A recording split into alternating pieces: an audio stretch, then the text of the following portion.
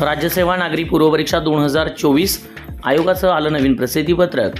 परीक्षा गेली पुढे, नवीन तारखा जाहीर। EWS मधून ओपन की SCBC की OBC, चला पाहूया इन डिटेल हे आयोगाचं नवीन प्रसिद्धीपत्रक आणि काय आहे याच्यामध्ये महत्त्वाची बातमी।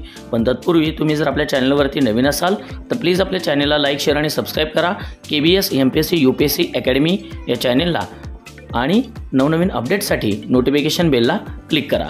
चला पाहूया ही महत्त्वपूर्ण अपडेट। महाराष्ट्र राजपत्रित नागरी सेवा संयुक्त पूर्व परीक्षा 2024 याचं शुद्धीपत्रक आलेलं आहे मित्रांनो। या शुद्धीपत्रकामध्ये आयोगाच्या काय सांगितलेलं आहे ते आपण आता पाहायचं आहे। आजच आलेलं आहे हे शुद्धीपत्रक।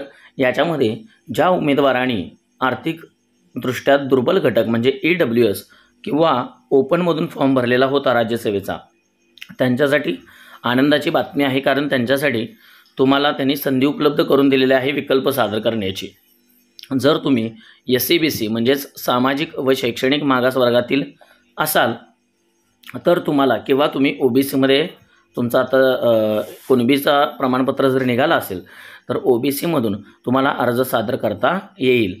यासाठी तुम्हाला लिंक ओपन करून दिलेली आहे आणि याच्यामध्ये एकूण 524 रिक्त पदांचा समावेश देखील या जाहिरातीमध्ये करण्यात आला आहे। याच्यामध्ये SCBC साठी ज्या 10% जागा राखीव यायला पाहिजे होता त्या या जाहिरातीमध्ये आलेल्या आहेत आणि अशा पद्धतीने राज्यसेवेची जाहिरातीच्या मध्ये पदांची सुद्धा वाढ झालेली आहे। आता तुम्हाला हे जे करायचं आहे म्हणजे ओपन मधून ज्यांनी फॉर्म भरलेला आहे त्यांनी SCBC आणि OBC मध्ये जाण्यासाठी तुम्हाला लिंक ओपन करून दिलेले आहे। त्याच्याप्रमाणे तुम्ही तुमच्या माय अकाउंट वरती जाऊन MPSCच्या माय अकाउंटवरती जाऊन तुम्ही जिथं ऑनलाईन ॲप्लिकेशन केलेलं आहे ते तुम्हाला क्वेश्चन असं येत आहे आणि त्या क्वेश्चनवरती तुम्हाला तिथं बदलायचं आहे की तुम्ही SCBC मधून OBC मध्ये जाणार आहात का किंवा EWS मध्ये जाणार आहात का। EWS मधल्यांना सुद्धा ते तसं आलेलं आहे। EWSचा असेल तर त्यांना SCBC किंवा OBC असा विकल्प सादर करावायचा आहे। आता याच्यामध्ये तुम्हाला प्रोफाईलमधील माय अकाउंट सदराखालील प्रस्तुत परीक्षेच्या जाहिरात उपलब्ध असलेल्या त्याच्यामध्ये लिंक तुम्हाला तिथं ओपन करून दिलेली आहे। आणि तसेच राज्यसेवा परीक्षा जी आता 21 जुलैला होणार होती ती सुद्धा आता पुढे ढकलण्यात आलेली आहे मित्रांनो। ही रविवार दिनांक 25 ऑगस्ट 2024 रोजी ही परीक्षा आता होणार आहे। आता याच्यामध्ये तुम्हाला तिथं या 4-5 पॉईंट दिलेले आहेत। याच्यामध्ये तुम्हाला जर तुम्ही SCBC अथवा OBC विकल्प सादर केलेला उमेदवार असाल तर त्याच्यासाठी कोणत्याही परिस्थितीत आर्थिकदृष्ट्या दुर्बल घटकचा लाभ घेता येणार नाही असं स्पष्टपणे नमूद केलेलं आहे। म्हणजे जर तुम्ही EWS मधनं फॉर्म भरला असाल तर तो आता ग्राह्य धरला जाणार नाही। त्याचा विकल्प तुम्हाला SCBC किंवा OBC असा करावा लागणार आहे।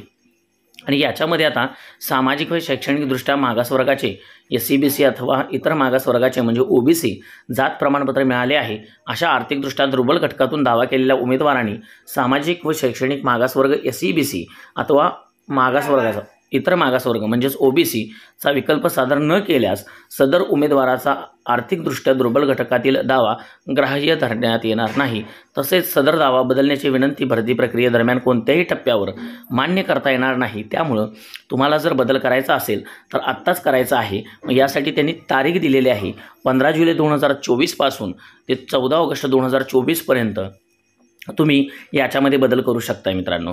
ठीक आहे, ज्याच्यामध्ये शैक्षणिकदृष्ट्या मागासवर्ग जर SCBCचं तुम्हाला प्रमाणपत्र मिळालं असेल किंवा तुमचं OBCचं प्रमाणपत्र मिळालं असेल तर EWSची कॅटेगरी चेंज करून तुम्ही ह्या दोन्ही कॅटेगरीमध्ये फॉर्म भरू शकताय। नसेल तर ओपन तिथं सिलेक्ट करायचं आहे मित्रांनो।